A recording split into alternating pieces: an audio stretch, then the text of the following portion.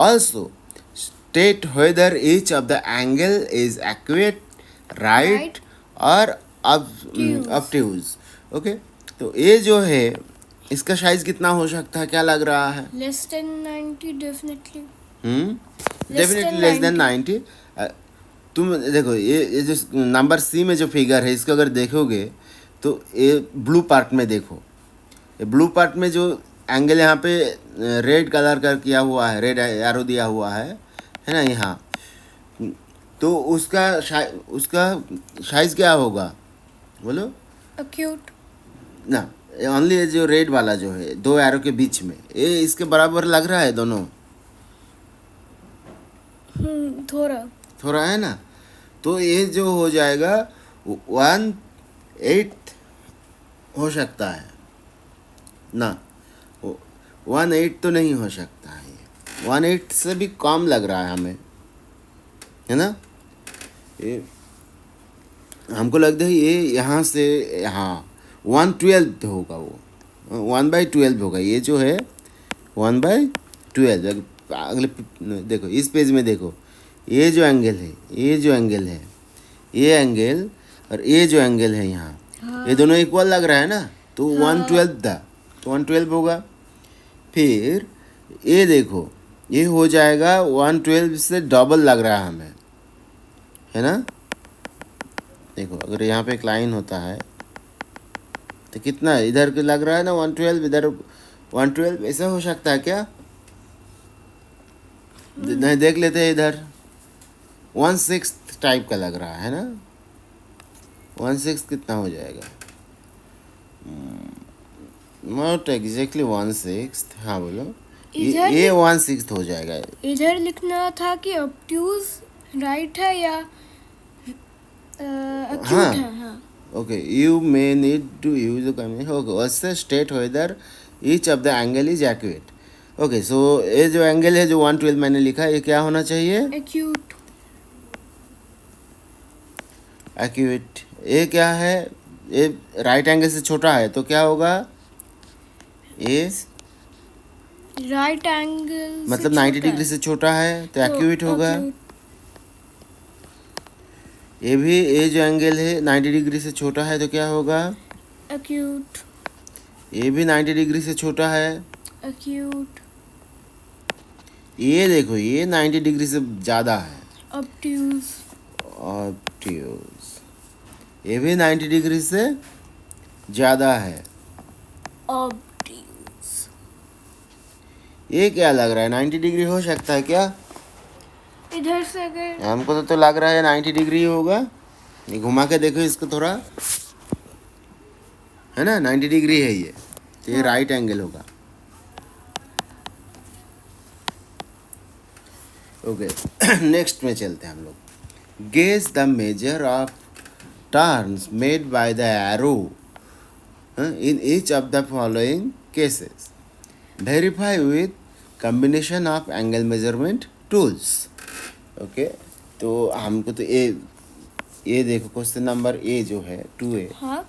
इसमें क्या लिख रहा है? 1/4, तो 1/4 हमको पता है, ये जो ब्लू पार्ट है ये 1/4 है, हाँ। ठीक है, और 1/4 का आधा क्या होता है? 1/8 होता है। ओके, तो 1/4 + 1/8 अगर करेंगे तो हमको कितना आंसर आ जाएगा? 3/8। कैसे आता है तुम लोग को पता है? तो हमने बताया था पहले 1/4 और 1/8 को कैसे ऐड किया जा सकता है, पता है तुम्हें? देखो 1/4 + 1/8 है, इसको कैसे ऐड करेंगे हम लोग? ऐसे एक लाइन दे देंगे। हाँ। तो हम लोग को क्या करना है, देखो यहाँ पे 4 है, 2 और 8 है, तो 4 और 8 को हम लोग ऐसे लिख लेंगे, LCM निकालना है इसका। हाँ, तो यहाँ पे 4 टाइम्स कर दो, यहाँ 1 हो जाएगा, यहाँ 2 हो जाएगा, 2 है ना? तो 4 1 jar 4, 4 1 jar 4, 4 2 jar 8। ओके, तो हमारा LCM क्या बन जाएगा? 4 2 jar 8। ओके, सो ऊपर में देखो 4 2 jar 8, सो 2 मल्टीप्लीकेशन दिस 1, सो इधर आ जाएगा 2, और 8 1 jar 8, सो यहाँ आ जाएगा 1। तो ऊपर में क्या हो जाएगा? 2 + 1 3, नीचे में क्या आ जाएगा? 8। ये हो गया 3/8 प्रूव्ड। याद रहेगा ना? अच्छा हाँ याद है। इसको फ्रैक्शनल एडिशन बोलते हैं इसको। Okay okay. हाँ, तो बताओ आप, क्वेश्चन नंबर बी में चलते हैं हम लोग। देखो, ये एक 1/4 है, ये दूसरा 1/4 है, ये क्या है? Half of 1/4 means 1/8। ओके। तो हमारे पास क्या क्या हो रहा है? देखो, 1/4 प्लस 1/4 प्लस 1/8। 8। तो इसका भी एलसीएम क्या हो जाएगा ना? 8 हो जाएगा। ठीक है, ओके। तो 4 2 जार 8, 2 1 जार 2, सुपर में 2 प्लस, फिर इसके लिए भी एक 2 आ जाएगा सेकेंड टर्म के लिए। थर्ड टर्म के लिए क्या आ जाएगा? 1। 1 सो आंसर क्या हो जाएगा? 5 5/8। Okay, so this equal to 5/8 term. Okay, question number C में देखते हैं। देखो, ये सिर्फ यहाँ से यहाँ तक आया है, तो इसको हम लोग को पता है ये 1/4 टर्न है। हाँ। नहीं, 1/8 टर्न है, सॉरी, ये 1/8 टर्न है ना? 1/4 तो पूरा होता है। ओके, अब देखो ये क्या किया है। ये तो ये जो ग्रीन पार्ट दिख रहा है ये हमको पता है कि 1/4 है। हाँ। ब्लू पार्ट जो है ये हमें पता है हाफ 1/8 है। अब ये जो है 1/8 का आधा है।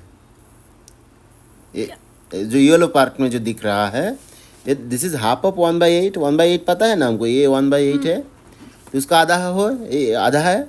तो 1/8 का आधा कितना होगा? Half of 1/8। हमने क्या बताया?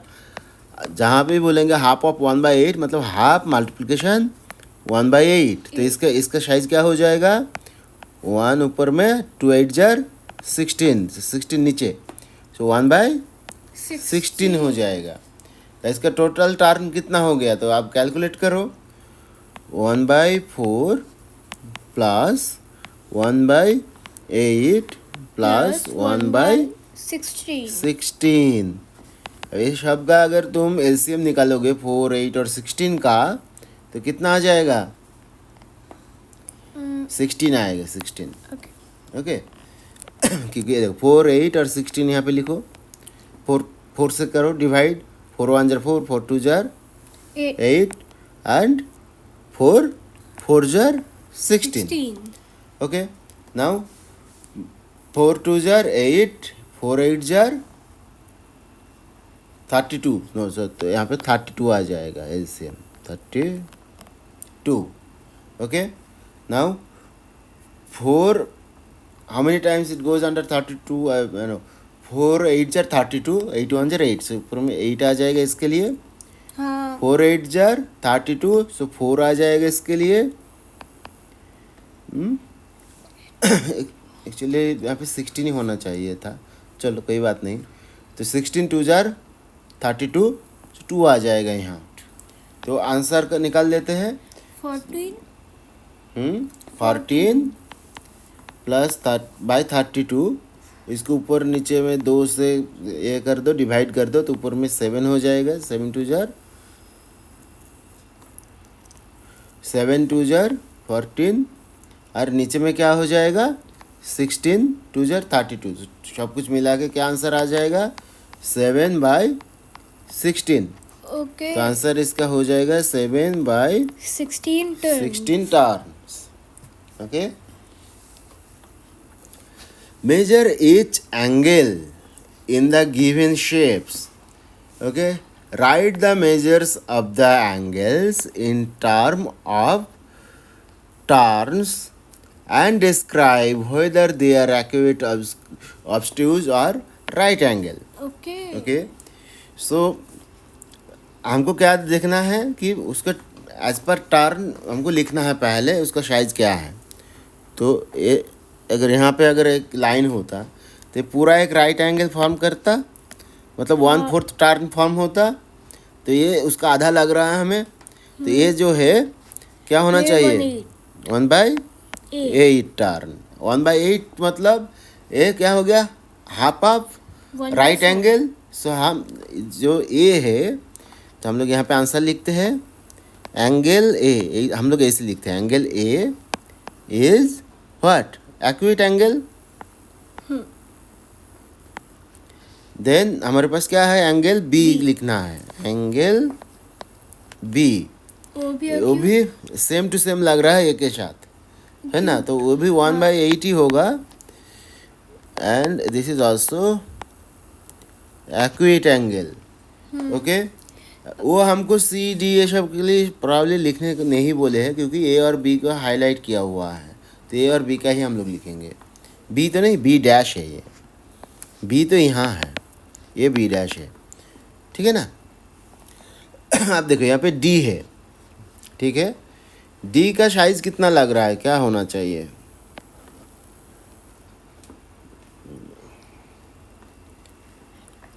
ये 90 डिग्री, पहले 90 डिग्री से कंपेयर करेंगे ना, हम लोग को थोड़ा सुविधा हो जाएगा, ठीक है।